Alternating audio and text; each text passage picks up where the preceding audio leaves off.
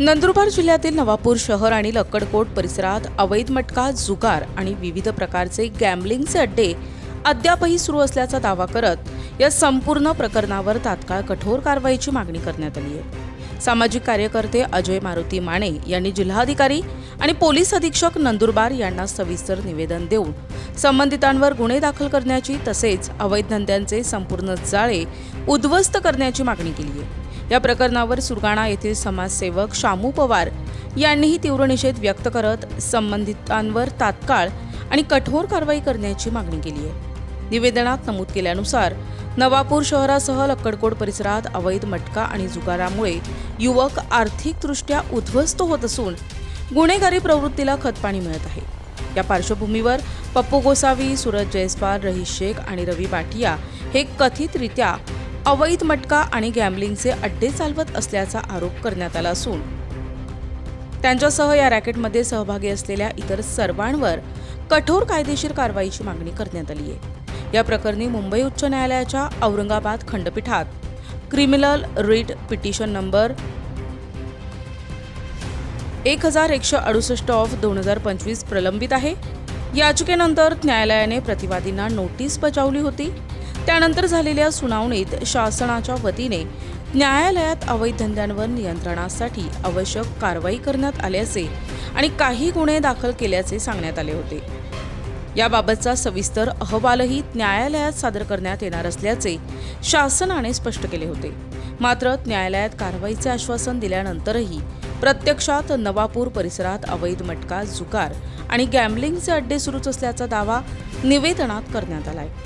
त्यामुळे न्यायालयात दिलेल्या माहितीची प्रभावी अंमलबजावणी झाली आहे का असा गंभीर प्रश्न उपस्थित करण्यात आलाय। या पार्श्वभूमीवर सुरगाणा येथील समाजसेवक शामू पवार यांनी प्रशासनाने कोणतीही दिरंगाई न करता तातडीने धाडी टाकून दोषींवर कठोर कारवाई करावी अशी ठाम भूमिका मांडली आहे। निवेदनात नवापूर आणि लक्कडकोट परिसरातील सर्व अवैध अड्ड्यांवर तात्काळ संयुक्त धाडी टाकणे, संबंधित आरोपींवर गुन्हे दाखल करणे, या अवैध धंद्यांना संरक्षण देणाऱ्या किंवा दुर्लक्ष करणाऱ्या अधिकारी कर्मचाऱ्यांची चौकशी करून त्यांच्यावर विभागीय आणि कायदेशीर कारवाई करणे, तसेच उच्च न्यायालयातील प्रकरणाचा सन्मान राखून सातत्यपूर्ण आणि प्रभावी कारवाई करण्याची मागणी करण्यात आली आहे। शिवाय या निवेदनावर करण्यात आलेल्या कारवाईचा लेखी अहवाल देण्याचीही मागणी करण्यात आली आहे। सुरगाणा येथील समाजसेवक शामू पवार यांनी स्पष्ट इशारा दिलाय की जर संबंधितांवर तात्काळ कठोर कारवाई झाली नाही तर जनतेला सोबत घेऊन लोकशाही मार्गाने तीव्र आंदोलन छेडण्यात येईल। अवैध मटका आणि जुगारामुळे अनेक कुटुंबे उद्ध्वस्त होत असून युवकांचे भविष्य धोक्यात आले आहे। त्यामुळे अशा अवैध धंद्यांविरोधात प्रशासनाने शून्य सहनशीलता धोरण स्वीकारले पाहिजे असेही सुरगाणा येथील समाजसेवक शामू पवार यांनी म्हटलं। समाजसेवक शामू पवार यांनी या संपूर्ण प्रकरणाची उच्चस्तरीय चौकशी करण्याची मागणी करत न्यायालयीन प्रक्रियेचा सन्मान राखत दोषींना कोणतीही राजकीय किंवा प्रशासकीय संरक्षण मिळू नये अशी मागणी केली आहे। तसेच दोषींवर कठोर कायदेशीर कारवाई होईपर्यंत आपण हा विषय सातत्यानं लावून धरणार असल्याचेही त्यांनी स्पष्ट केले।